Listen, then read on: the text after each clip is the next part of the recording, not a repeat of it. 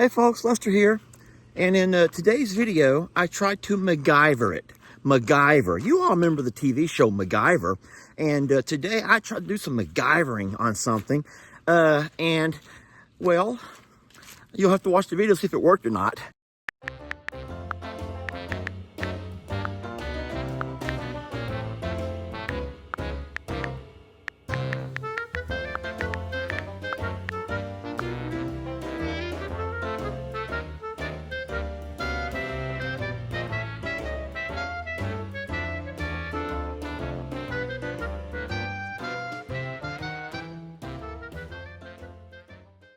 But listen, what I want you to do, let's make this fun. After you watch my video, I want you to talk about a time in your life when you had to MacGyver something. Come on, y'all, make it fun.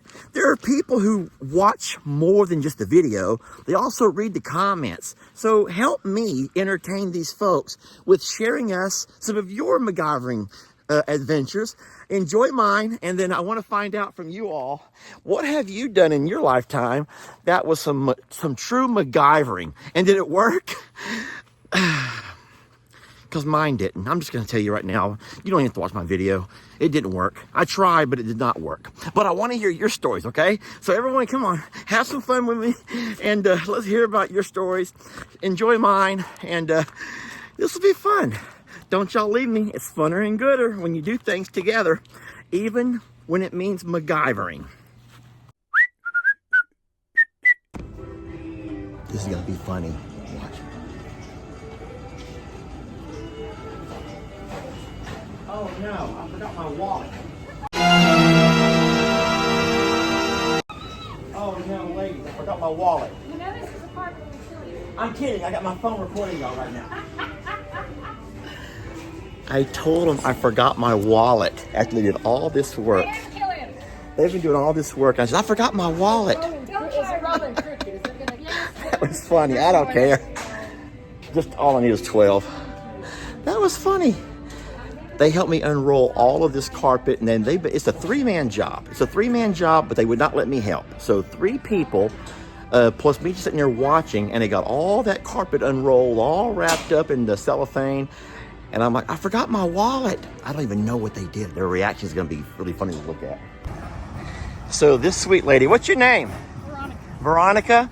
I'm going to tell y'all something, and I'm not talking mess about Lowe's, but I had to ask 2 people to help me with the carpet, and both of them said they'd find somebody, and they never came back.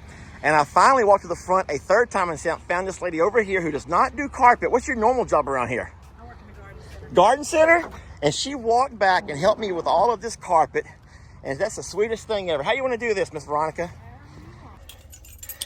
That lady right there, Miss Veronica, I'm here at Lowe's in Livingston. A dozen stores across America and just one. I'm not trying, I don't want to use the platform to talk mess about people. I feel a little bit guilty about talking about that restaurant a couple weeks back that gave us horrible service. But, and I'm not talking mess about the 2 folks, the 2 guys who refused to send help my way. But what I am trying to do is build up that lady. I'm trying to build up that lady, what was her name? Veronica, who works in the garden center. She saw my frustration as I'm wandering around. Listen to me, I'm not making this up. 50 employees all over the place, talking to each other, hanging out. But I guess it's not their department, So, but they'll find somebody for me, and I'm waiting and waiting. And I finally get that lady. She goes, come on, I'll walk back with you. And she walked back with me, and a department that was not even hers. She didn't know what she was doing with all the unwinding and all the unrolling. But she stood around and helped me until we found somebody who would come back and help us. And then she stayed, helped. Because it's like I said, it was a 2 or 3 man job. She stayed to help roll the stuff, load the stuff to my cart, and then help me roll it to the car. And she didn't know me from the next guy, y'all. So how sweet of a lady is that? Thank you to the Veronicas of the world. Because it's harder and harder in customer service to find people like that, y'all. So I'm just saying, I love the Veronicas of the world. That was very sweet of her.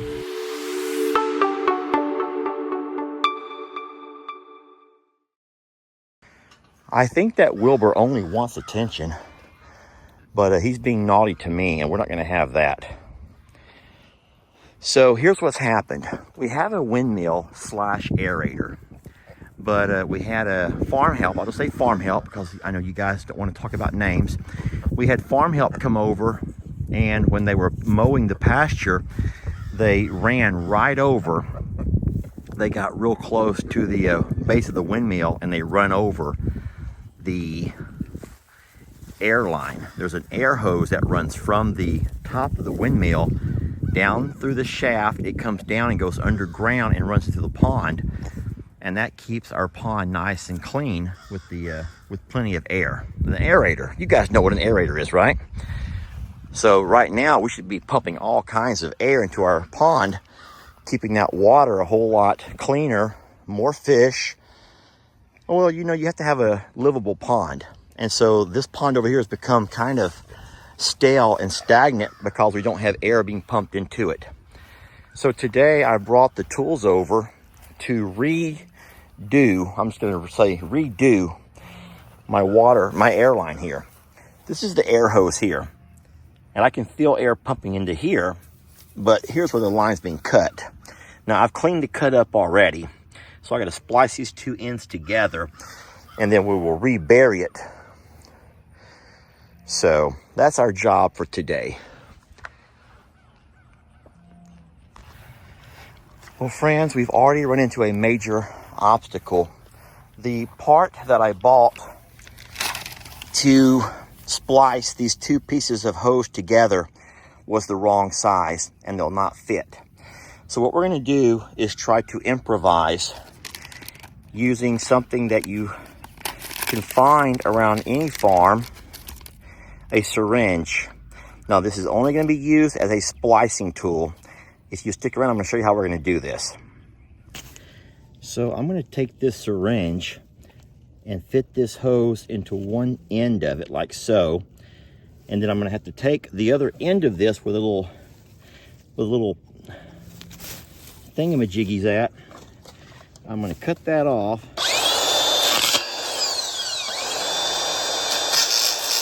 Now, I'm not working with a tripod. We're going to squeeze this clamp on there nice and tight. So we put our air hose into this syringe and we put that clamp on there nice and tight.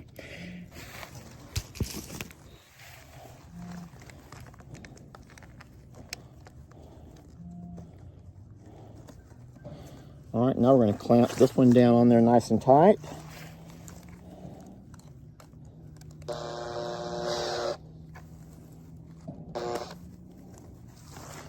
I want to put those two pieces as close together as I can and then clamp them down so they don't move. That's a good hold right there. I need that air to transfer from one into the other. So what I need to do, I wish I had a third hand. I don't. No one's home to help me here.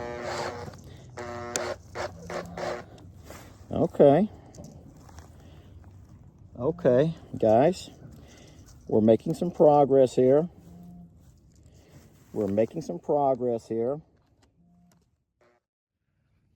Okay, so it's not pretty, but it's going to work. So we use that little syringe to fit both pieces of our air hose through to splice them together.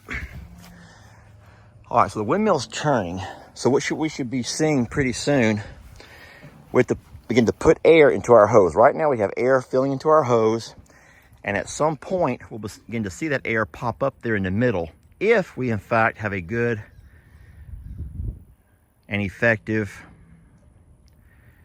airflow. So don't forget though, the airline has been empty for a very long time. And so what we're going to be looking for are bubbles to come up right through there, which is the deepest end of our pond, where we have our aerator placed in the water. Now, I know that just from watching this windmill turn, I would have thought we would see air already, and I don't. And that's well, it kind of worries me to think there may be another hole in the line, because I don't see any air coming up out of the water whatsoever. Now all that noise would just be the ducks swimming around playing. Lester Eugene Morrow Jr., darn it. You know what I should have done is measured. Yeah, so we got enough air turning right now that there should be bubbles coming up out of the water, which means we're putting air into the water. And as of right now, we're not. So I'm afraid that this hose may be, it's nice and tight here, and they're butting up to each other. Oh my God. No, they're not. No, they're not. Did not work. I'm gonna go ahead and take my clamp off of here, and we're gonna use them in a different way. So we're having some trouble trying to find a way to splice these two things together.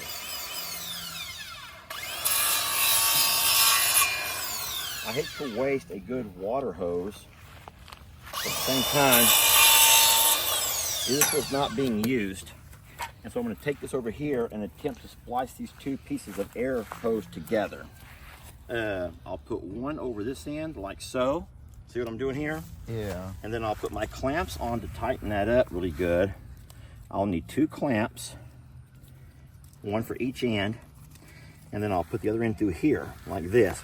I'm going to push the two hoses together. See the air hose here? Yeah. Where they're almost touching. And I want to make sure I put this nice and tight so they can't slip out.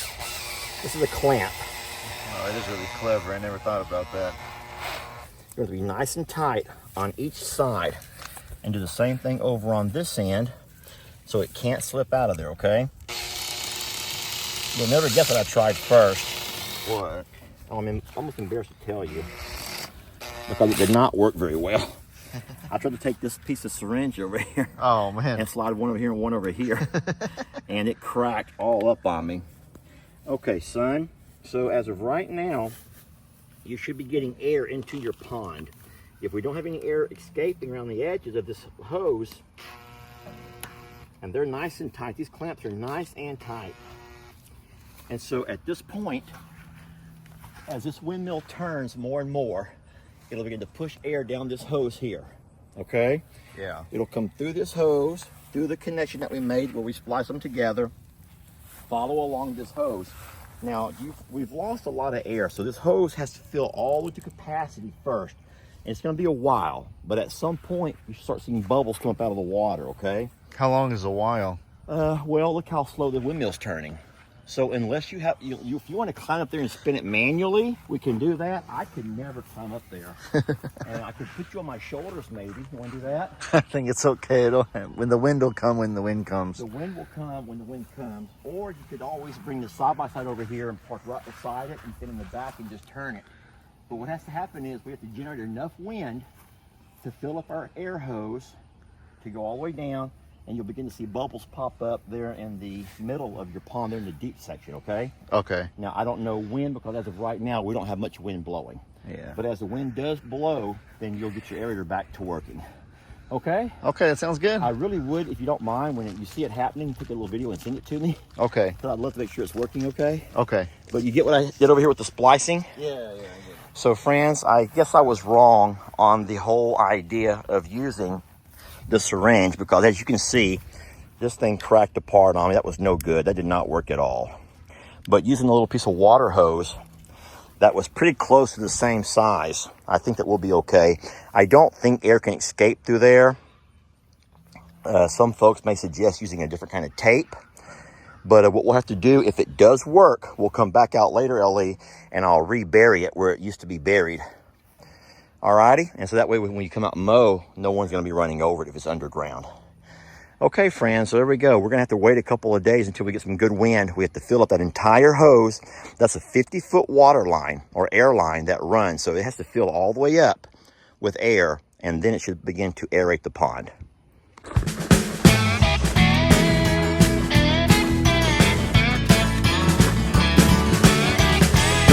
let your troubles fester. Come watch Longhorn Lester. Yeah, something like that.